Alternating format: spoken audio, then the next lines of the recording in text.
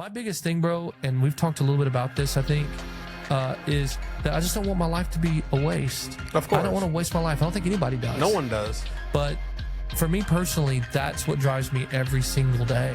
But a lot of the time we choose not to, or we're scared to, or we're afraid of what's going to happen, you know? And for me, I'm like, nah, like I want to create beautiful moments in life, and I want my life to be remembered for those things. Right. Not because I was this, I was that, or whatever. And ultimately my biggest goal is for him to say, well done, you know, when it's all said and done. But very close second is absolutely to say, like, that I created magical moments, you know, with people that I love or people that I care about. Absolutely.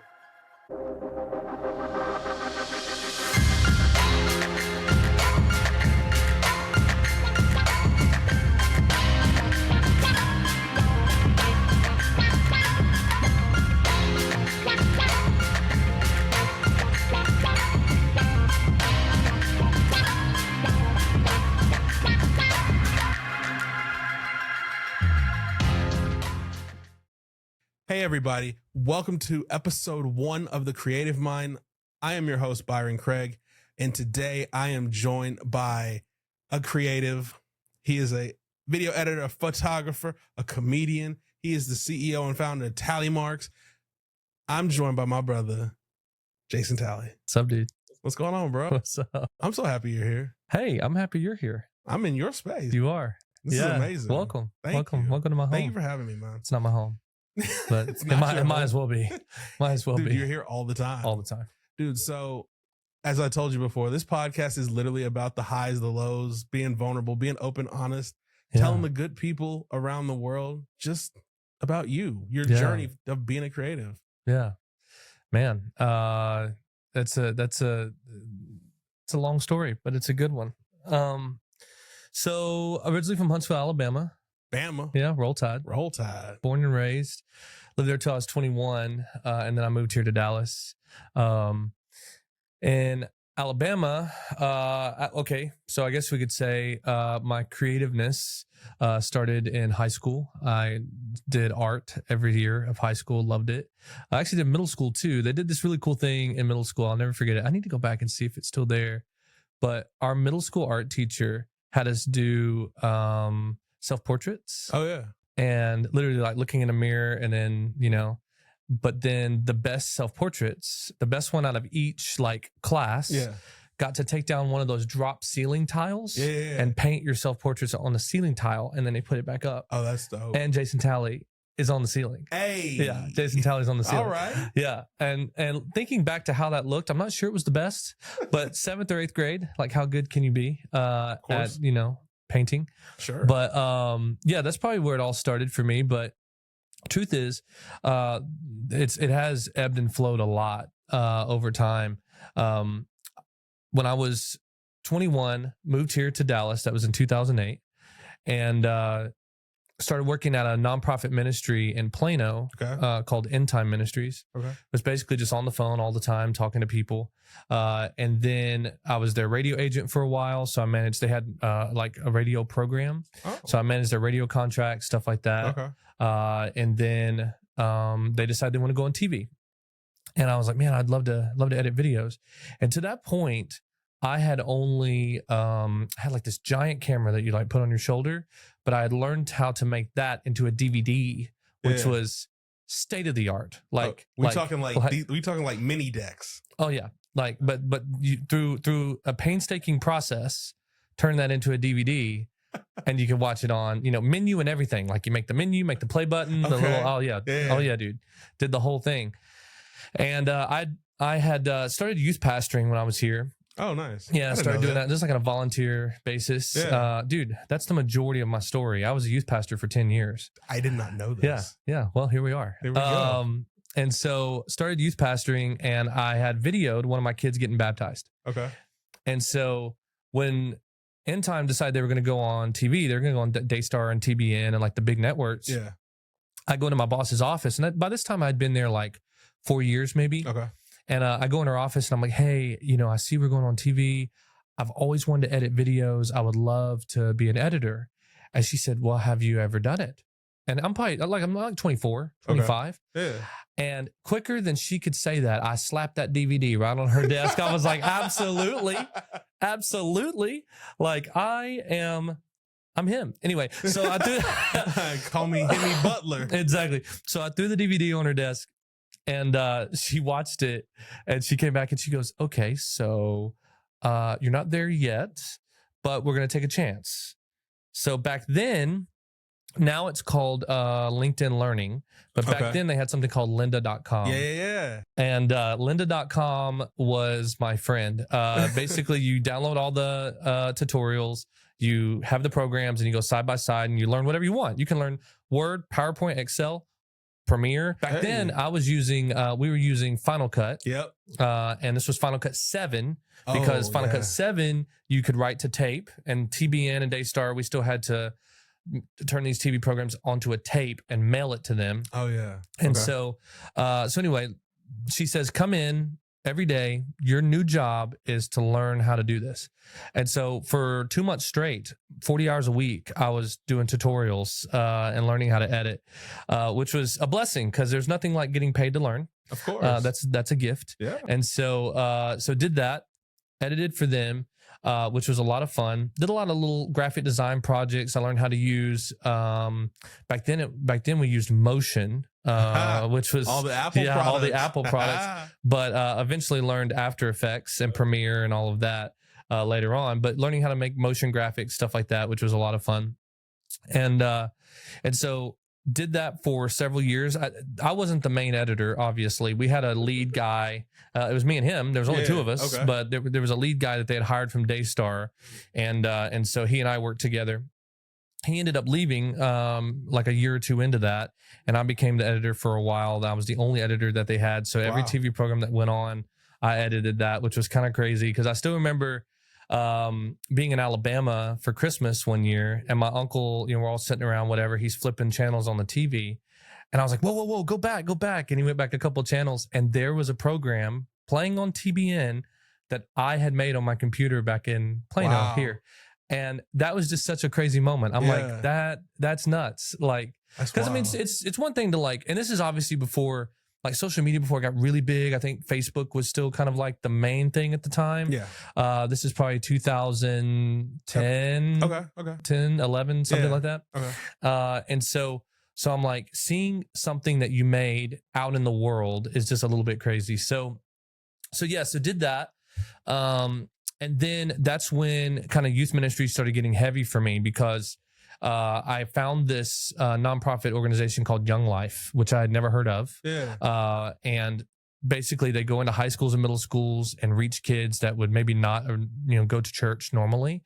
And so really fell in love with that program, volunteered for them for a long time, and then had the opportunity to go on full-time staff with them. So I went on full-time staff as an area director, was over 7 high schools and 15 middle schools doing ministry. And I wasn't the only one doing that, obviously. I had a lot of volunteers, ended up getting some other people brought on staff, raising money, stuff like that. My main job was raising money, but when I came on staff with them, that's when I left In Time and started focusing on that and doing youth ministry and stuff like that. So that's kind of how that spark or how that kind of started. But I did youth ministry and Young Life for a lot of years.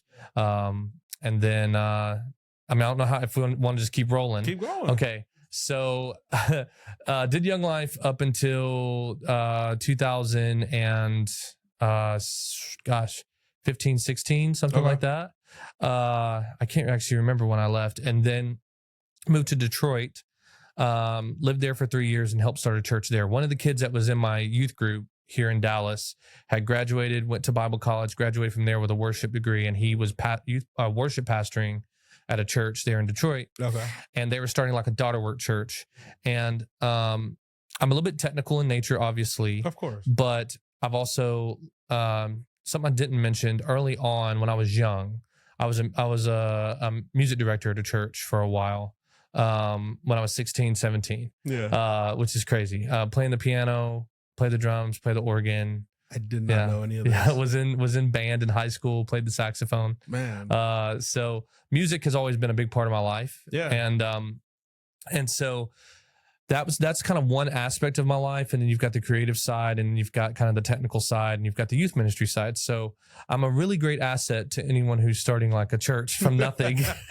Cause like, what do you need me to do? And I mean that obviously as humbly as I can mean it, you know what I mean? Yeah. But it's one of those things where the Lord's kind of let me have the opportunity to be in a lot of areas so I can contribute in different areas if I need to. And the reason why you don't know a lot of this is because you've only known me contributing on the camera side of things at the church that we go to. And so, but yeah, I mean, I've had the opportunity to do a lot of that. And so go up there, help them, did that for 3 years. Decided I hated the winters because it snows 6 months out of the year there. And so I was like, dude, I've got to get back to Dallas. And so moved back down here. While I was up there, I worked for a fireplace store. I was managing a fireplace store. So basically up there, especially they have some here, but up there, especially like homes either have fireplaces that need to be upgraded, or people are building new homes and they want a fireplace installed. And general contractors do some of that, but they have specialized like fireplaces that you can put in your homes because it's super cold a lot. And so fireplaces are a big thing. And so I managed a fireplace store up there for a couple of years. And then when I decided to move back to Dallas, I'm like, well, I need a job. And so found a outdoor patio furniture store in Grapevine that sold fireplace stuff that needed a manager. So I went there, worked there. When I moved back down here, that was the job I took, and was the manager there for almost a year. Before I jumped off the cliff, and I'll talk about that in a second. But it was one of those things where, you know, while I was up there, I did little creative things here and there. I did some videos for the church every now and then, you know, things like that. But the creative side of me had kind of just been put on the back burner because I was more focusing on like boots on the ground type ministry and things like that. And so, so I moved back down to Dallas in 2018, and I came here on a Saturday and decided, I drove in on a Saturday and decided early on that I was going to go to a different church. I was going to live in a different part of town. Because if any of the listeners know, you know, DFW is pretty big. And so, and so I lived over in Garland for the first 10 years before I moved to Detroit. And so I decided I wanted to kind of experience a different side of Dallas. So I moved to Euless, which is just north of Arlington, which is like 45 minutes on the, you know, other side of Dallas. And so it was a completely different community, completely different folks. And I decided I wanted to go to a different church. I wanted to have a whole different experience, but I still wanted to be here. And so drove here on a Saturday and then pulled into Social Dallas on a Sunday. Oh, snap. And was like, I'm going to try this church, because there was a church called Shoreline, which you know. And I was like, I'd already kind of made up my mind I was going to go there before I even moved back down, because I'd visited Shoreline a couple times. And I was like, I like Shoreline. I like the vibe. I like the feel, all that. But I'd heard Pastor Robert on YouTube a couple times. And I found out he had a church. I'm like, dude, let me see what that's about, you know? And so I came here on a Saturday, went there on a Sunday, and it was, I don't know if you were here then, but it was our very first service at Strauss Square. It was 1,000,000 degrees outside. Everybody had little white fans. I mean, it was literally like old school Baptist church feels. Like it was so hot. Was it when Levi Lufsko was here? No. Okay, so no. This is outside Strauss Square. Well, he was outside at Strauss. Was he? Yeah. Okay, then that might have been before. But anyway, I just know it was outside. Pastor Robert preached. It was 1,000,000 degrees, and so I cried almost the whole service. So the next service we were going to be at Gillies, and so I'm like, all right, I'm going to go there. And Gillies, for anybody who's listening, like it's just a concert venue, because our church is a mobile church, at least for now. And so we'd bounce around to these different concert venues. And so I went to Gillies, same story. Next Sunday, I'm just in tears the whole time. And I'm like, well, I guess I'm just going to go here. This is what I'm going to do. I guess this is what I'm going to do. And so that Sunday, they had announced Social DNA, and it was the very first Social DNA ever.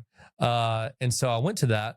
And back then, Pastor Robert, Pastor Taylor would actually be there physically, and they would like talk to everybody and all that. Well, Pastor Taylor was like, okay, guys, we need graphic designers. If you're a graphic designer, you know, we need you. And I'm like, I've done that. Like, that would be kind of a cool way to contribute. And so back then, the church is brand new, brand new-ish, but, you know, running like, you know, 1,500 people at the time, probably. And so I get put in a bucket with 7 other graphic designers. AKA a group chat. And every time that like they needed something, hey, Pastor Robert's going to do this new thing. We need this designed. All of us would do it separately and they would just pick the best one. Wow. Oh, mine never got picked, for the record. I got really close one time, but mine never got picked. And I'm like, I'm just not a huge fan of wasting my time. You know, I just don't like wasting my time. And so that's what it felt like I was doing. So I'm like, I don't love that. So I was like, all right, I'm just gonna figure out something else. And we'd had a team night. And I went up to Frank, our creative director, and I'm like, hey, Frank, listen, like I also edit videos if that's helpful. And his mouth fell open. He goes, oh my God, like you edit videos. He's like, you've got to meet Esther. Yeah. And so he introduces me to Esther, who is at the time the only video editor that Social had. Oh, wow. She was doing everything from social media content to like the social stories. Mm-hmm. She was doing all the really cool, intense promos, the countdown videos. She was doing everything.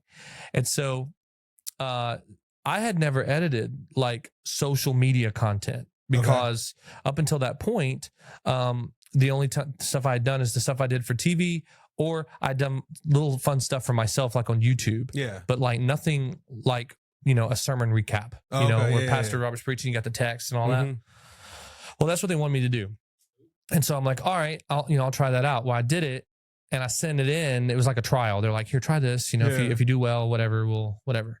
I sent it in and the text reply was just fire emojis. And I'm like, oh, okay, I guess I did okay, Yeah. And so actually at that time, and I don't mind saying this, I hope no one else minds me saying this.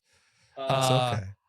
I was put on contract with Social. Okay. So I was asked to do a certain number of videos per week, which was a pretty big ask. Yeah. And then it was, okay, we're going to pay you this much and you do this much type stuff. And so I was like, that's great. And the whole time I'm working at this furniture store. Oh, you're still at the furniture store? Yeah. Oh, okay. This is a month after I moved down here. Oh, okay. So I'm at the furniture store working, but I'm making videos for Social Dallas. Yeah. It was a really cool like thing. And, the biggest thing for me was when I was area director for Young Life, I loved the idea that I made my own schedule. Mm-hmm. Like wake up when I want, go to bed when I want, as long as the job gets done. Of course. It doesn't matter. Well, when you've had something like that and then it's taken away or you move to something different, it's like you can't think about anything else. It's like, gosh, I just cannot wait to get back to the place where I can make my own schedule. Because it's funny because I was on a show earlier today. This is the second podcast I've been on today, which is crazy because I haven't been on one in forever. Yeah. But I told this same story, which is that like the bane of my existence is the 30-minute lunch break. Oh, absolutely. Because it's not just a 30-minute lunch break, it's the 15. It's the 15-minute break in between when you start and lunch and in between lunch and when you leave. Oh, I hate the 15s. It's like, God, like, what are we doing? And so the 30-minute lunch break is like, oh my Lord, like I got to run, I got to eat, or I got to sit back in the break room with that one flickering light and like the hum of the refrigerator. It's like, God, this is my life. Like, I hate this. Yeah. And so I wanted to figure out a way to have control again of my day. You know what I mean? You wanted freedom. Yeah. And at the time I didn't know how that would come about, like, or how I could make that come about, or how maybe God would allow that to come about. And so I met this guy named Ron Starling, who is just creative genius. Love him deeply. And I don't think he knew what I'm about to tell you. I don't think he knew this until maybe like 6 months ago when he and I were at Chipotle and I told him this story. But again, working at the furniture store, making videos for Social Dallas, he and I connect. He was making videos for Mike Todd at Transformation. Okay. So he was doing all of Mike Todd's content at Transformation Church. And he said to me, he's like, bro, your videos are really good. He said, you could probably do this full time if you found like 5 other churches that would hire you to do the same thing that Social Dallas is doing. And I'm like, I didn't even think about that. Like, it was never a thought in my mind that was possible. And so I start going to town. Like, I mean, that's Alabama for just doing the work. Thank you for that translation. Yeah, I started going to town. Yeah, I didn't mean I drove to downtown Dallas. Okay, I started just going in. And what I mean by that is I literally started following churches, nonprofits, businesses, and individuals who would post social media content, but it wasn't great, or they wouldn't post very much at all. Okay. And so then I'd be like, okay, I'm going to slide in their DMs on Instagram and be like, hey, this is what I do. Love your content, but would love to help you elevate it. Da da da da da. Yeah. So, so at work, because they wouldn't let me work on anything at work. Like I couldn't, even though I was the manager, store manager, I couldn't like have my laptop open at all. There were cameras everywhere. They were very serious about it, but we could be on our phones. Okay. So, because I mean, it was a high-end furniture store. So that means we would have 5 customers walk in a day. You know what I mean? Yeah, but like you're just wasting time at that point. Exactly. Because here's the thing. Couldn't even clean the store. We paid somebody to come clean. Like there was nothing for me to do. So I'm like, all right, so this took over my time. I literally read so many books, bro. Anyway, this took over my time where I'd be on my phone. I would literally start just sending messages to all these people, all these churches, whatever. I didn't get hardly any traction from that, to be honest. I did get one church that was like, we'll let you try it out. And I'm like, all right, cool. I'll do a free video for you. If you love it, you can pay me. I sent them the free video, never heard from them again. So yeah, I think they posted it too, which is crazy. And so I'm like, all right, cool. Yeah, thanks guys. Yeah, blessings. Let the Lord bless you and keep you. Okay. Yeah, obviously his face is shining upon you and giving you peace. Of course it is. Okay, so anyway, so a podcast that I'd followed for a long time. It was an organization that used to have a magazine, like a physical magazine back in the day when I was a youth pastor, called Relevant. And they had, it was Relevant Magazine, Relevant Podcast. The podcast had been going on for 17 years. What? Yeah. Yeah. By the time, like, they were podcasting before anybody was podcasting. Wow. And by the time that I started listening to this podcast, they were on episode like 600. Okay. Oh, wow. So I started listening to the podcast pretty faithfully. When I was in Michigan, I listened every single time it came out. It came out twice a week, every Wednesday, Friday. Wow. Yeah, they were very intense about it. And it wasn't just like one person talking. It's like 5 people from all over the country. Yeah. So there's one person in Austin, 2 people in Nashville, 1 person in Virginia, 1 person in Orlando. And they did this show not live. They record every Wednesday 2 shows, and the show comes out on Friday, Wednesday, Friday, Wednesday. And so anyway, I would listen to every time the show came out. Yeah. And I still remember I was sitting at a red light in Detroit, and Cameron Strang, who's the main guy on the podcast, he comes over the air. You know, I'm listening to the show, and he's like, hey, well, before I even tell you that, I have to explain this. The show was kind of like an early morning radio show or like a late night radio show where like they had segments. Okay. And they had like music breaks. Okay. And they'd have like games and all these different things. Well, there's this one segment that they have. It's called Slices. And like he would come on the show. He'd go, okay, it's time for, and then like the little like ninja knife, like shoot, shoot, shoot. And he goes, Slices. You know, it's like that. That was the jingle. It was a jingle. And he didn't do that. It was like somebody else's voice. You know, it was like a little jingle he'd play. Yeah. And he comes on and goes, hey, we're looking for a new Slices jingle. So if you edit audio and it's something you'd like to do, send yours in. We might pick yours. And I remember sitting there at that red light going, oh my gosh, how cool would it be to do that? But I don't know how to edit audio. Like I'd never done that. I've only edited video, which I know audio is part of video, but like editing on an audio editing program is completely different. Oh, yeah. And so, I mean, the only thing I knew how to do is, you know, turn the bass up in my car, turn the treble up, and turn the others down. I'm like, that's what we do. That's editing audio, right? And so anyway, I'm like, all right. So when that happened, I was like, how cool would that be to like do that, you know? But I just didn't do it. I didn't send nothing in. I was like, whatever. And they did pick a new Slices jingle, and you know, it was great. But you said that so sarcastically. It wasn't mine, but it was great. Yeah, but I didn't even send one in. That's the problem. You know, I'm like, I was scared to send it in. I didn't feel like I knew what I was doing. Anyway, so fast forward back to where we are. I'm sending DMs to people and all that kind of stuff. And Relevant posts a crappy video. And I'm like, what are y'all doing? You've been around for 1 million years. You're supposed to be creating like cool, edgy content. Right. You're literally called Relevant. And what their whole brand was at the intersection of faith and culture. Okay. Like, we're going to talk about faith, but we're going to talk about, you know, movies and music and and talk about how those things interact with one another. And so how are you posting terrible social media content?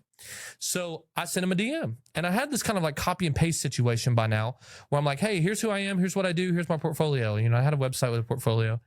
7 minutes later, Cameron Strang sends me a message back and says, the main guy, and says, love your portfolio. Do you edit audio? He said, our audio engineer just put in his 2-week notice. Oh, snap. And I said, absolutely. I said, I absolutely do. Have you done audio? Like, this is like recently. Have you done audio at this point? When I told him yes, I had never. Dude, stepping out. Yeah. I had never, because my whole thought process was, if I can do this for relevant, this will like catapult me forward. And then also we live in we live in the I was about to say 2024. This was 2023 or 22 when this happened. But like, we're living in an age where YouTube is available. All these things are available. I can learn. Yep. I'll figure it out quickly. I know how to do everything else. I know how to edit video. I know how to do graphics. I know how to, so I can figure this out. Yeah. So I told him yes, in faith.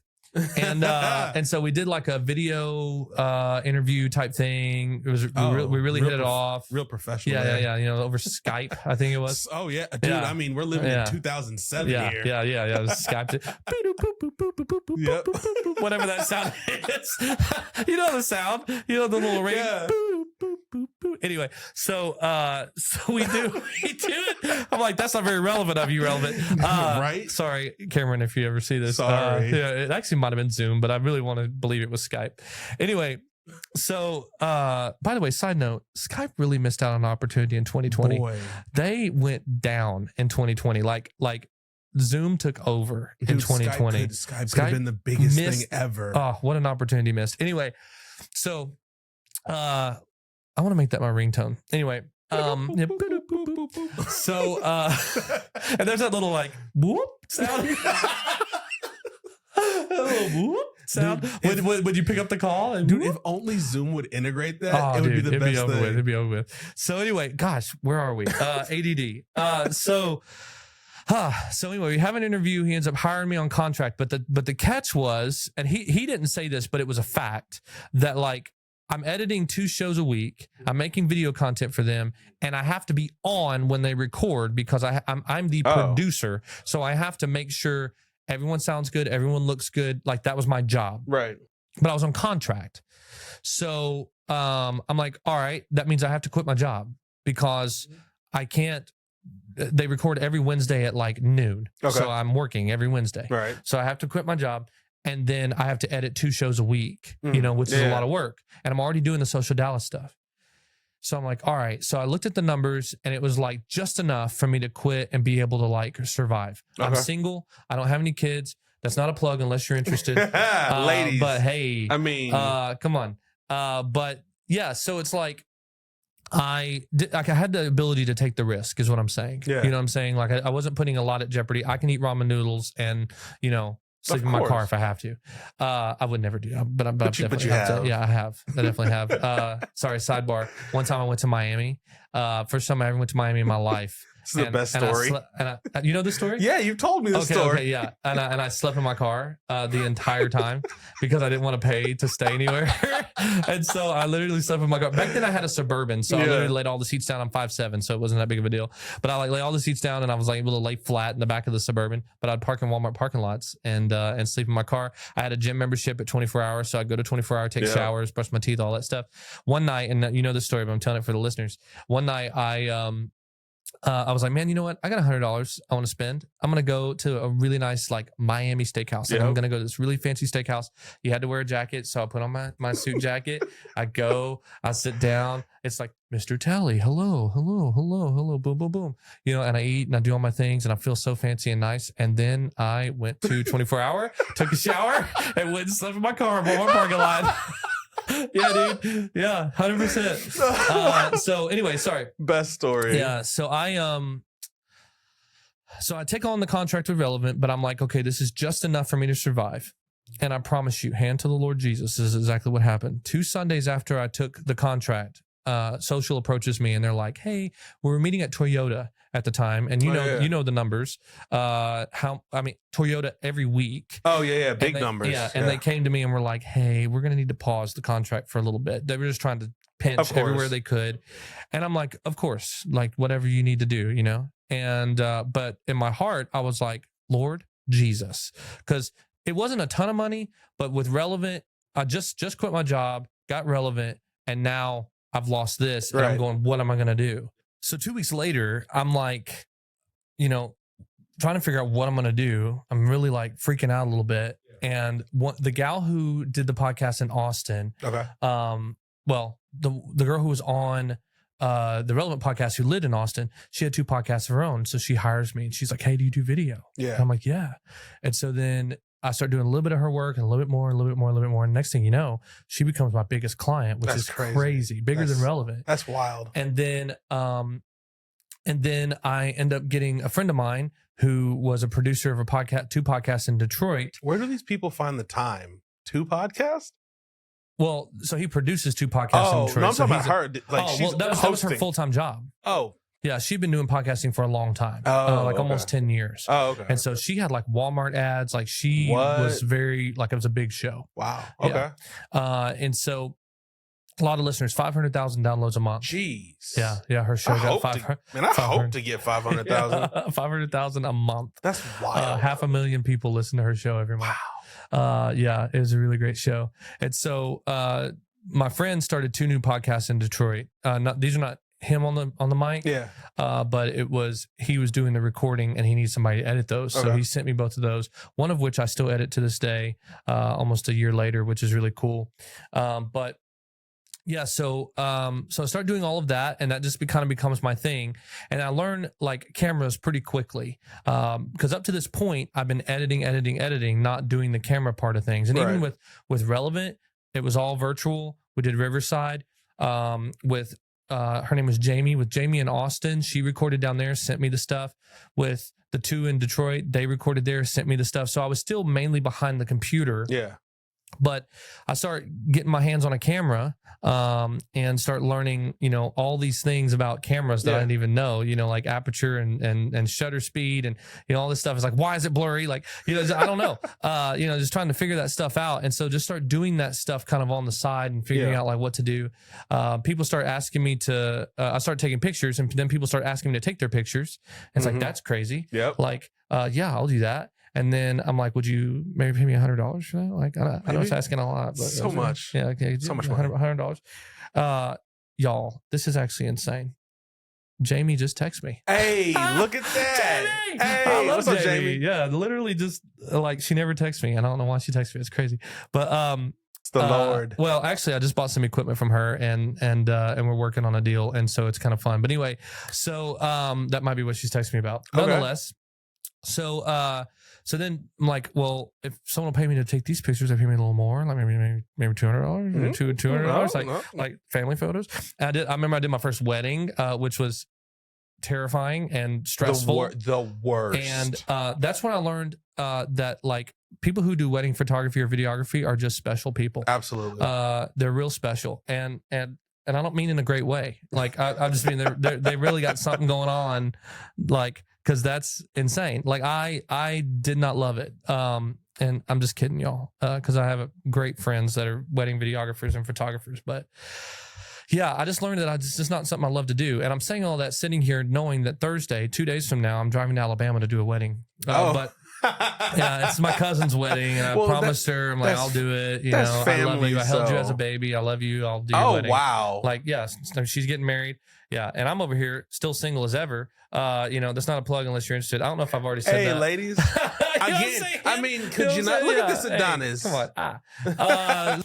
Shooting these Alabama weddings. Yeah, right. Exactly. And which will be fun. I mean, it's going to be very, very cool, very simple. Driving over there, spending some time with family. It's going to be a good time. But I am doing all these podcasts. I'm editing from home. And that was really stressful for me because the bed, the desk was at the end of my bed. And so I'm literally waking up to work. And while I'm working, I'm looking at the bed, to nap because I'm really passionate about napping. Okay, there's a few things I'm passionate about in life, and napping just happens to be one of them. I just think rest is a beautiful thing. Absolutely, and, I'm a huge fan. And so I'd be working, and be like, man, what's up, bed? What's up? You know what I'm saying? Like, hey, don't tell me with a good time now. I will go over there and lay down. So I'm like, man, I really wish I had a place that I could work, that I could do things, whatever. And so then one of my friends who's a wedding videographer, he actually goes to social. His name's Jordan. I think you know him, Jordan Genty. Yeah. So he works out of this space. Okay. Where we're at right now, which is a co-working space. And I'd come over here to see him, to return a lens to him. And he's like, bro, work here for the day, whatever. So I start working here. And I'm like, dude, this place is really, really cool. Like it's very it's privately owned. So it's not like WeWork and the big, you know, ones. They have this podcast studio. And I'm like, dude, I could do like podcasting out of here. I can do clients out of here. And as a member, you get a certain number of hours for free. Yeah. And so I'm like, well, if I use those free hours and I charge my clients, then it'll pay for my membership. Okay. So I started doing that. I'm like, dude, you know, let's go. And so my friend, McQuinda, wanted to start a podcast called Faith Hustle. Okay. And so we started producing that out of here. And that's when I really started learning, like, okay, camera settings, podcasting, lighting, sound, all that stuff, and how all those things marry together. Because I'd been editing that stuff. Like I'd been given that stuff to edit, but I'd never been the person on the other side of the recording, like the one actually pushing record on all of those things. So learning how to marry all those things together on a production aspect was kind of new for me. But other people were using this podcast studio respectfully, but they were not using it to its fullest ability. You know what I mean? Yeah. And the owners of this spot approached me, and they were like, hey, look, we see what you're doing. We see what you're producing, and it's really, really good. They said, we want to start a podcast. And so we want to for years, but we just never felt like we had the ability to, because they don't know how to do all the things. And they're like, what does that look like? Yeah. And I'm like, well, okay. And so they want to do an episode a week, like once a week, which is a lot of work, setting up cameras, setting up mics, doing all that. And so it comes down to, okay, we're going to do 2 recordings a month, 2 episodes each time. They're going to interview somebody. It's literally this setup, but with one other person here that they interview. And it's like, all right, we'll do that. But it just wasn't in their budget. Like they had money, but it was one of those things where it was like, we would love for it to be cheaper. Everybody wants everything cheaper. Yeah. And not that they were trying to like, you know, make me charge them less. It was just one of those things where they're like, that's a little bit more than what we were hoping for. Of course. And so I said, okay, look, let's do this. You know, let's, I really want an office, like a private office. I want the office that's across from the studio so I can use it as advertising opportunity. There was somebody else in that office at the time. I said, but if you'll give me that office for free, I'll cut this whole thing in half, you know? And so they agreed to that. Nice. Did some negotiations where that guy moved out of that office. I moved into that office, and that's the office I have to this day. And so I edit their podcast, do that production for them. And then the other stuff creatively that I do right now, after, you know, jumping off the cliff and quitting my job, like photography, videography stuff, but made some connections in the gospel community. Had the opportunity, the gift of doing some work at like some Kurt Franklin concerts, Fred Hammond. Got to go to his studio and do some work with him, which was really cool. Of course. And so, so for me right now, where we're sitting, I do a lot of podcasting for other people. I don't have my own show. I do have a couple shows floating out there in the world. One's called Tally Mark's Leadership Podcast. I think there's like 30 episodes. Really? And then I have a daily devotional podcast called The Daily Devo. 366 individual devotions. 2 minutes each. Just me giving a scripture, talking about it for a second. And enough for everybody to have a little 2-minute devotion every day. Available everywhere? Available everywhere. Yeah. Spotify. Y'all go subscribe. Yeah. Do you still make more? Like, do you ever update them, or is it just like, that's it? I'm like, that's it. You know, is it 366? Yeah. You're done. Yeah. You got a whole year. Yeah. Because by the time you get through 366, you're not going to remember what the first one was. So go back and listen to it again. You know, whatever. And so those are floating out there in the world. And now I'm just trying to like, hey, how can we do more, give more, be better, all those things at what we're doing. And so, that's kind of the really long story. That's you in a nutshell. A really big nutshell. So I want to go back to when you were in Detroit. You talked about how you lost your inspiration. Like, part of this podcast, we want to like dive into like, how do you get that spark back? Like,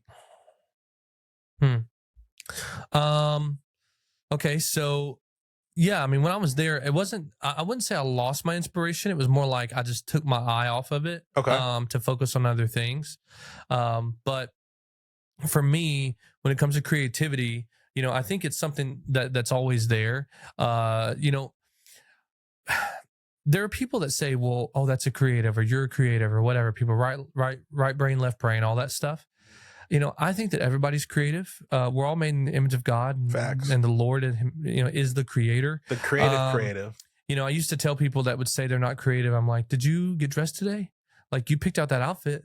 Right. Like, you were creative with that. Like did you decorate your room? You know, you were creative with that. You know, like did you decide what you were going to eat and what you didn't want on your sandwich? You didn't want tomatoes? You were creative with that. You know, so it's like we're all really creatives. We get to choose how we're going to be creative and how much we're going to be creative and all that stuff. But you know, there are people out there that create Excel spreadsheets, and I'm glad that they're the ones creating Excel spreadsheets, and not me. That's not my ministry. Yeah, that's not my saying. ministry. I'm not here for that. But yeah, I think that it comes down to a couple things. There's always something that kind of like burns within me personally, and I think this is probably true for a lot of creatives, right? Is like there's just something that burns. It's like I just want to make something. I want to do something. I want to, you know, because I remember in high school doing art. I graduated art honors from high school, which was cool. Yeah. But all that really meant was I'd exercised a little bit in all the different disciplines. So I'd made like a pot, you know, in pottery. I was a part of the art honor society, had like painted. I had done like a dot drawing with like a different thing. I'd done all these different things. And I remember like, even still today, I like sometimes itch to like just color. I just want to color. Yeah. But I always had an outlet, even when I wasn't doing things that, I don't know how to word this, like things that mattered in Detroit. Creatively. Like I wasn't producing anything for anybody. I wasn't doing anything myself. You were doing ministry work. Right. Yeah. So when it comes to creative stuff, I still had an outlet that I was, you know, so whether it was music, you know, whether it was, you know, whatever. So I was always trying to be creative, trying to find ways to be creative. But, when I came down here, it wasn't that I needed to like relight the spark or I needed to get the spark back. It was that the spark was there and I had to answer it. Mm-hmm. You know what I mean? That was the feeling that I had when I worked at that furniture store and like had a 30-minute lunch break was not just like, oh, I want freedom. It was, like this. First of all, I hate dressing up. Okay. You're not going to see me in a suit unless someone dies. You know what I'm saying? Fair enough. Yeah. Or someone getting married or whatever. Sure. Like, I just hate dressing up. And like, I had to dress up to work every day. Like, I had, you know, button downs and all that. I look like a 40-year-old dad. Like, it was, I was like, I don't love this. I don't love this. I don't love the way I look. And, which, I mean, that's a whole other conversation, because I'm working on that. But it's like, I didn't want to ignore. Mm-hmm. Here's the meat. Okay. I didn't want to ignore that feeling. Right. Too many people do that. Of course. They ignore the feeling that, hey, I could potentially not be stuck where I am right now. But a lot of people, they don't do anything about it. They don't take that leap. Yeah. Because prime example, the guy that I worked with, I was the manager. He was my assistant manager. He loved that job. And he had talked about how he came from like kind of a bad home life when he was younger, and how financial security was paramount to him. Of course. That makes sense. Yeah, of course. Like, I'm not mad about that at all. I mean, it's very important to me. Trust me. I'm not trying to live under the bridge. I don't care how creative I am. You know what I'm saying? Like, I need AC. I need a home. You know, yeah, I need a bed. I mean, you always got your car though. That's true. Yeah, we've established that.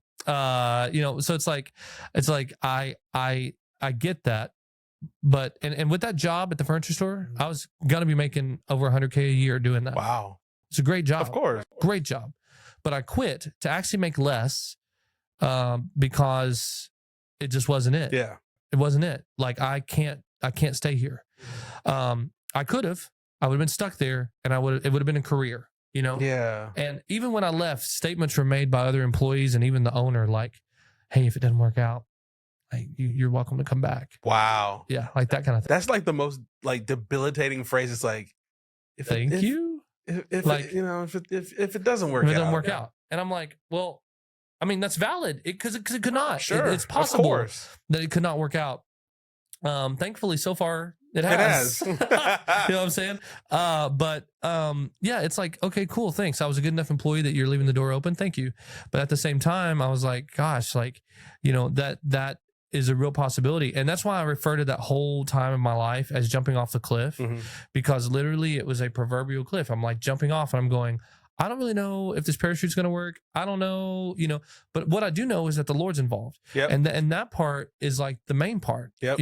Because there's been many times where, I've lost clients. Even in the last 3 years since I've been doing this, I've lost clients.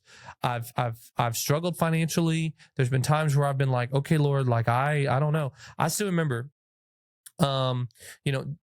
without going into a ton of detail, Jamie, who we were just talking about, stopped doing her show. Oh, okay. And again, she was my largest client. Right. And when I got the call, it was a kind of a progressive thing. It was kind of like, we're going to slow down, we're going to step back, and then we're going to stop.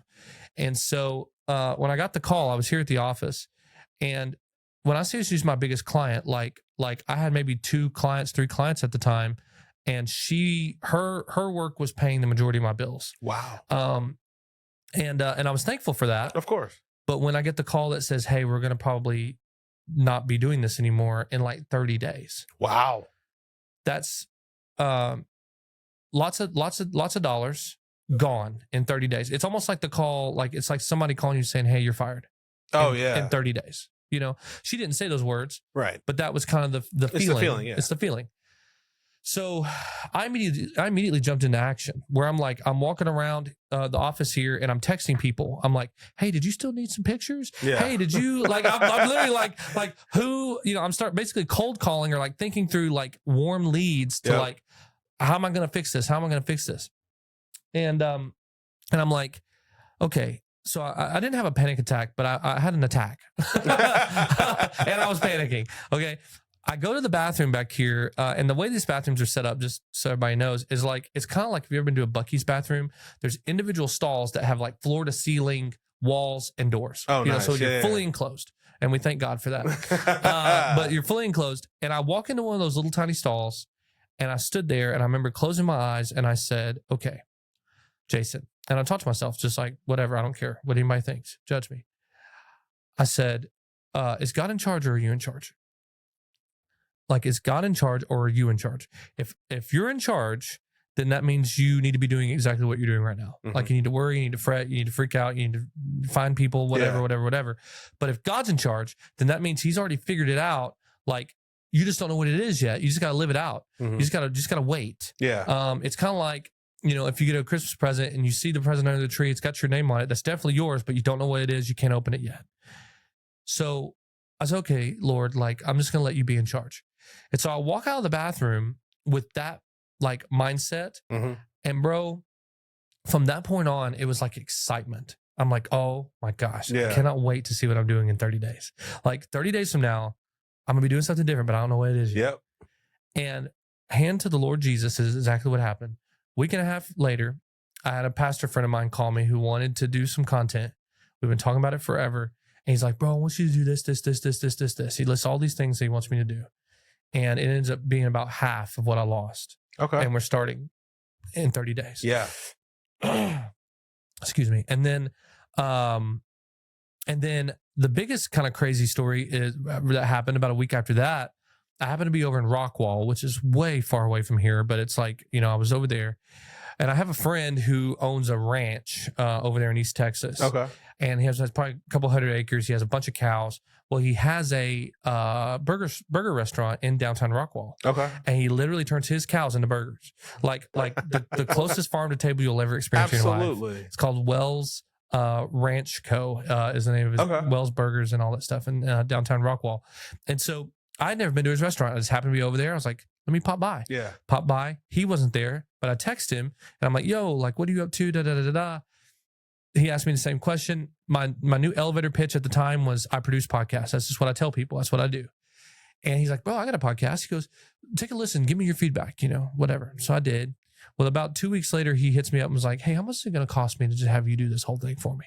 Wow. And gave him the number. Yeah. He agreed to the number. And between those two things, it ends up making up what I lost. Man, look at God. And that's what I'm saying. Like I would have never in that moment when I got the call thought, oh, I'm going to be doing his podcast, who I hadn't talked to in 7-8 years. Wow. I hadn't talked to this guy in 7 or 8 years. Yeah. Just happened to be close to his restaurant, never had it, went in, relit that connection, boom. And then a deal that I'd been working on for easily almost a year. Yeah. Just happens to come through right at that time. And I'm still doing both of those things to this day. And it's like, so point being that like jumping off the cliff is scary. Taking the risk is scary, but that to me is a whole lot better than sitting in a button down, waiting for a customer to walk into the door when I know that this thing is burning within me, that I want to be doing more. Yeah. Because my biggest thing, bro, and we've talked a little bit about this, I think, is that I just don't want my life to be a waste. Of course. I don't want to waste my life. I don't think anybody does. No one does. But for me personally, that's what drives me every single day. Like I think all the time about like how it reminds me of this book that Carlos Whitaker wrote called Moment Maker. Okay. How life is genuinely like beautiful little moments, and we have the opportunity to make them wonderful. But a lot of the time we choose not to, or we're scared to, or we're afraid of what's going to happen, And for me, I'm like, nah, like I want to create beautiful moments in life, and I want my life to be remembered for those things, right? Not because I was this, I was that, or whatever. And ultimately, my biggest goal is for him to say, "Well done," when it's all said and done. But very close second is absolutely to say like that I created magical moments, with people that I love or people that I care about. Absolutely. Or I made people laugh, which is one of the reasons why, I decided to try stand up for the first time and just launch out and give it a try. Because the phrase YOLO is so overplayed and so burnt out, and people do it now as a joke. But man, it really is such a legitimate statement. Like that life happens one time. You're only as old as you are right now, and that you only have the opportunities that you have right now. And so it's like taking advantage of every opportunity and jumping off every cliff that's possible. And you're probably going to hit the ground a couple of times, and that'll be okay, But in the midst of all of that, you learn where you can fly and when you can't, because if you don't jump, you never know. And so for me, I'm just looking for every opportunity to jump I can. Yeah.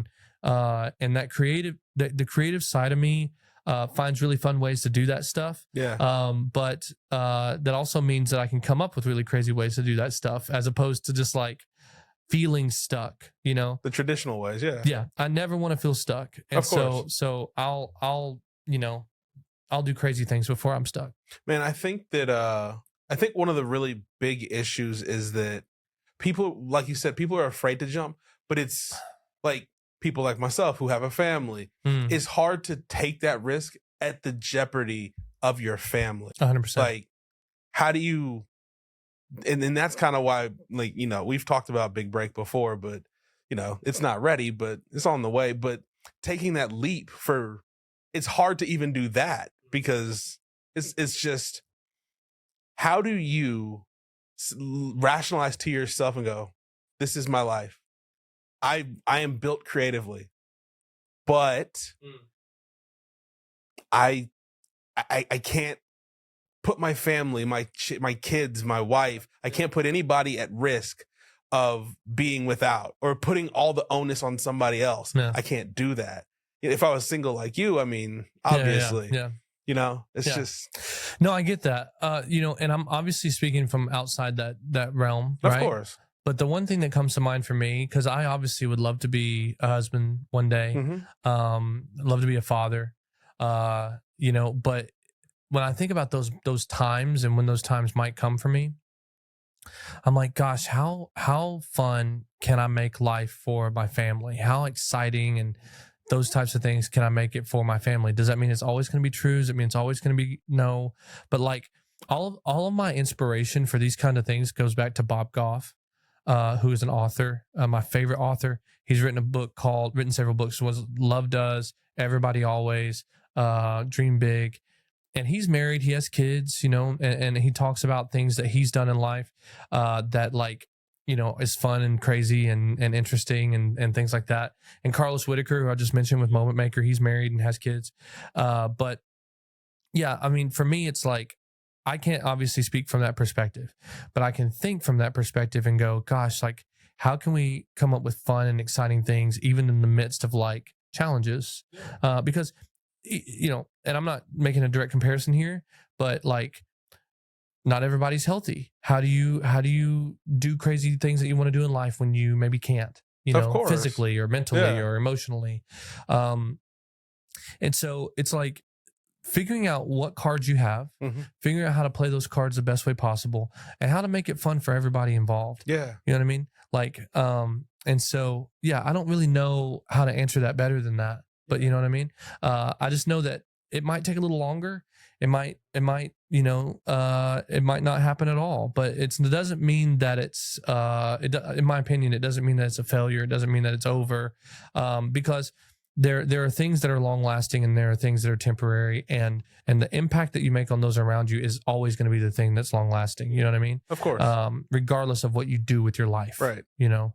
And so, yeah, and I'm not talking to you necessarily. I'm just talking in general. No, of course. Right. But yeah, that's kind of what I think about that. But I understand the risk factor is very different. I think, and that's, I think for a majority, I mean, especially for the people I've talked to, that's a big thing. The risk versus reward kind of thing. It's hard for someone to also, because it also requires, if you have a family, someone to be selfless, because the other person has to take up a little bit of responsibility, because you just want to be a little selfish to make your dream come true. It's hard, you know? Yeah. It's difficult. It's a quandary, but you know, we're trying to solve it. Yeah. I mean, especially because, you know, I'm of the mind that creatives, that you should be able to do whatever you want in this life, especially something creative. I think that you should just be able to just do it without the fear of, oh, I'm not going to be able to pay my bills. Like, hey, if you have a passion for art, pursue it. Right. Let's knock every excuse out the window. Let's do it. Yeah, I feel that, bro. Yeah. You know? So what now? Realistically, because we're trying to embrace vulnerability, I'm trying to normalize vulnerability, as the great Tim Ross says all the time. Oh, love him. Tim Ross. Oh my God, dude. I saw you did work with Tim, man. Amazing. That dude is, I can honestly say, in the past year that I've listened to The Basement, if you're not subscribed, subscribe to The Basement, but also subscribe to us.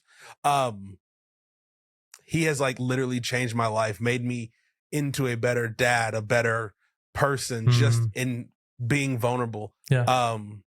In that some spirit of vulnerability, like, what is some of the best and probably worst advice someone's given you, as far as being a creative, as far as just life in general? Like, I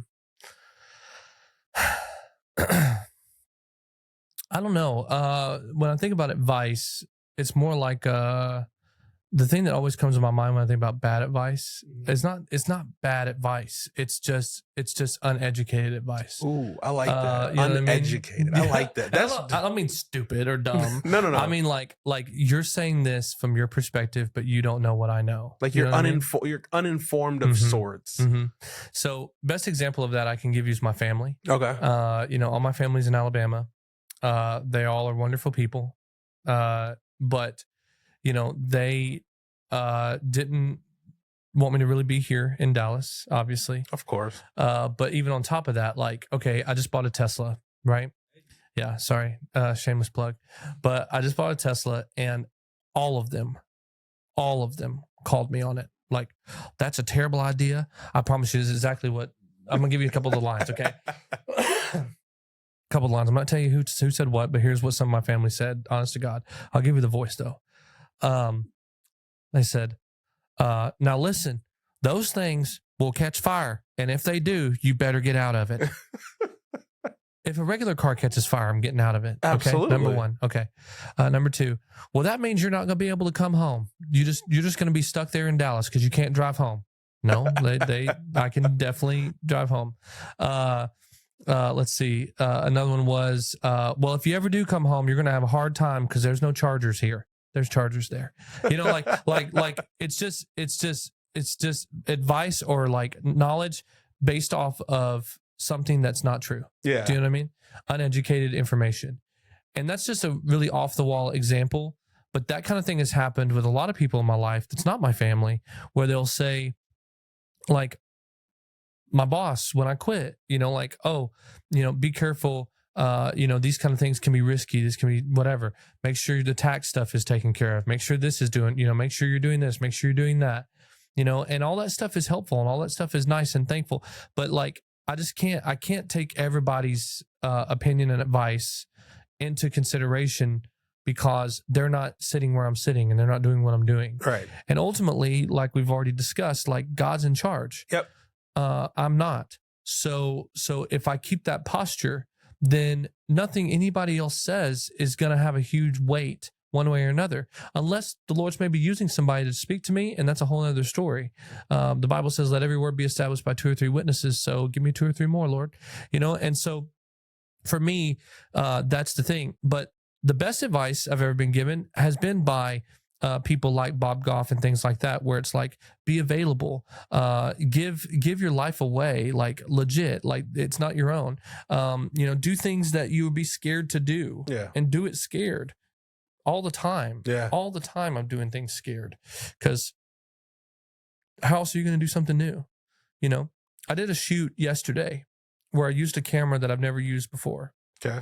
And I was scared to death that it wouldn't turn out right. And it didn't turn out the way that I hoped. Yeah. But like doing things that you've never done before, saying, yes, I know how to edit audio when you never have. You know what I mean? Like doing things you never, like getting up and doing stand-up comedy or whatever, that was actually terrifying. Terrifying. When are you going to do another set? Soon. Yeah? Probably. I don't know. Probably. We'll maybe. See. I'm definitely doing another one, but it's probably going to be next year, because I'm just too busy between now and the end of the year. But yeah, I want to do it again because it's fun. I bet it's fun. So did I send you my? You did. Okay, I was making sure. I was going to say, but I'll send it to you. No, you sent it to me. Yeah, I laughed. Yeah. I'm glad. Thank you. But yeah, I don't know, man. I just think there's a lot of advice that people can give and a lot of things that people can say, good and bad. Yeah. But when it comes down to it, like they're not where you are, and they're not in your shoes, and they don't have the life experience that you have or don't have. They maybe have more or less life experience. And so they're speaking from a place of what they feel is best. Mm-hmm. But most of the time, you just kind of have to roll with kind of the average of all of that. Yeah, for sure. And like, I guess my question realistically is like, how do you tune that? I mean, I'm obviously it's not like an advice given podcast, but like, I want this podcast to be able to help people who are out there struggling, who are like trying to make their decision. Like, okay, I hear what he's saying. Don't listen to everybody. Like, kind of like forget the haters, as they would say. But also, like, practically, like, where does someone start? Just telling somebody, hey, take the leap. That's not practical. Makes sense, but like, I know to move forward, you have to take one step in front of the other. Mm-hmm. But practically, how would you equate that to somebody? Yeah. I mean, the biggest thing is to make sure you can afford to do it. And if you can't? If you can't, then wait until you can. But what if you're on that level where you just can't? Because that's where a lot of people are. They're stuck in their 9-to-5s and they're like, man, I wish I had an extra $1,200 to invest in podcasting equipment because I really want to start this show. Mm-hmm. I see everybody, they have these fancy mics and these beautiful lights and all the plants and art decor around, but like, how can I start mine? And I mean, again, like realistically, that's where people are. Because people just they're struggling they're in the machine, they desperately want to get out of the machine, but like they don't know practical steps to get out of the machine. Yeah. You know what? I'm going to tell you, thanks for breaking that down, because that helps me to say this. The most important thing that you have in life, genuinely, is the relationships with people around you. And I'm not talking about your family as much as I am talking about like building relationships with people that can help you. Mm-hmm. Because, I am not here right now because I did this by myself. And it's not because I'm single. Right. You know what I mean? The 2 cameras that we're using to record this, okay, were cameras that I bought from a friend where I paid him payments. Oh, okay. Every month. Yeah. Thankfully, he was in the position where he could give me the camera as I get paid him payments. So I got the cameras, paid him payments, paid for the cameras. Yeah. The equipment that I just got from Jamie, same story. I built a relationship with her. She had this equipment. She called me and said, hey, I have this equipment. I bought it from her first before anybody else did. But then she was gracious enough to say, hey, just pay for it as much as you can when you can. Yeah. because I'm not rich. So I can't just go buy all the things. Of course. You're right. These microphones, $350 a piece. Yep. But these aren't mine. These belong to the studio. This light that we're using, like all the things. So it's like, I took this light yesterday to a shoot, and because I have a good relationship with the owners and with the people who run this place, I was able to take that with me, and they trust me. Yeah. So all of that to say that, like, the most important and the most valuable asset you have is the relationships with people around you, and don't be afraid to use those. Yeah. That's really the truth, because I have people all the time ask me, like, hey bro, can I borrow this? Hey, can I use this? Hey, can I do that? And if I'm in a position to do it, the answer is yes. Of course. But like, I would not be where I am today if it wasn't for my friend that let me buy the cameras from him. I wouldn't be able to do the shoot that I did yesterday as well as it went if I didn't have the relationship with the owners of this place, so I could take their light along with mine. Right. Because I only have one. Right. So, we're sitting here right now taking advantage of this space because of the generosity of other people. Of course. And so really what it comes down to is, if you're sitting in this place where you're like, gosh, how do I do this? You have to start thinking about who can help me do this. Not how can I just jump off the cliff and do it by myself. Right. Yes, the answer is jumping off the cliff, but like, I couldn't make that leap until I knew, one, that I had enough money to do it. And then, and enough money, all that meant was I could pay the bills, like I didn't have the equipment that I needed to do it. I didn't have the knowledge even. I didn't know how to edit audio. Yeah. So it's like, can you jump off the cliff and trust yourself enough and bet on yourself hard enough and your network to say, I'm going to figure this out. And if I can't figure it out, I know somebody who can help me figure it out. You know what I'm saying? Exactly. Because relational equity is the most important asset in life, period. Networking is important, and not in that cheesy, like, take my business card and call me if you need me. Like, I'm talking about like legit, like, let me go have lunch with you. Let me build relationships with you. Let me love you. Let me hug your neck a little bit longer than most people would. Yeah. I was accused of that the other day. And so that's now become my thing. I was at a connect group for social. It was an all men's connect group. And we were talking about vulnerability. And I said, I think the problem is we just don't love each other hard enough. Yeah. Like, we don't love each other good enough. And 4 guys ended up saying, Jason is really good at loving people. They said, he hugs us a little bit longer. Or this one guy goes, he hugs you like 2 seconds longer than comfortable. I said, it's kind of true. I do. And another grown man said, yeah, no, it kind of makes you feel safe. And I'm like, that's so interesting, but it's one of those things where it's like building relationships with people, loving people well. So you have that relational equity to call and say, hey, can you help me with this? Of course. I had last night, that shoot, going back to that I had to do last night, was a pretty big one. And I was a little bit stressed that I was going to be doing it all by myself. And I didn't really have the budget to like just pay somebody to come help me.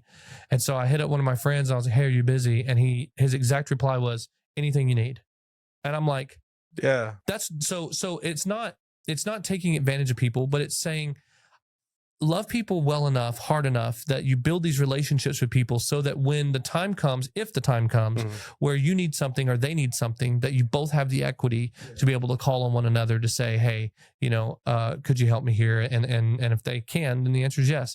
So the real answer to what you were saying is, like, if people feel like they're alone, then change that first. Yeah. Like, don't worry about jumping off the cliff. Don't worry about doing anything else. Go build some relationships with some people, and then figure out a way to leverage those relationships and don't let them be one-sided relationships where you're always taking. You got to give back too. Right. That's why I said the relational equity has to go both ways. Yeah. They should be able to call you, and if you're in the place where you can do something, you should be willing to. But the part that you you passed over real quick is the caring part and the loving people part. Like, that part is that's the most important part of it. It is. Because you're right, people don't love each other as hard or as intense as they should. And when you do love somebody, like, dude, I love you. You're my brother. Yeah. Like, I would do anything if I could to help you. And I know you would help me. Yeah. I mean, obviously. Here we are. Yeah, here we go.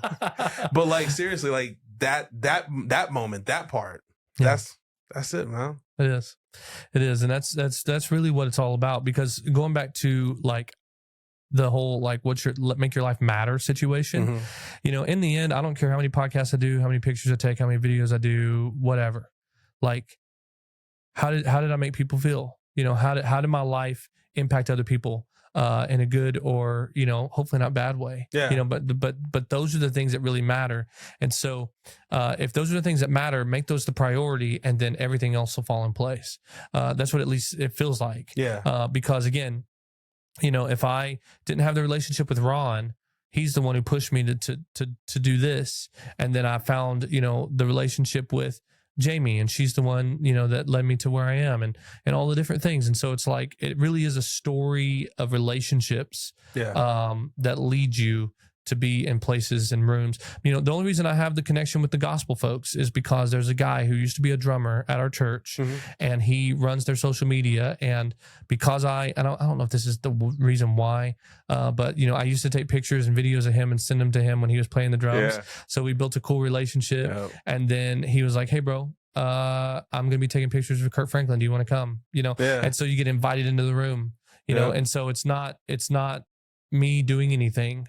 It's just building those relationships, having those connections, and then you get called upon, or you leverage those if you need to. Absolutely.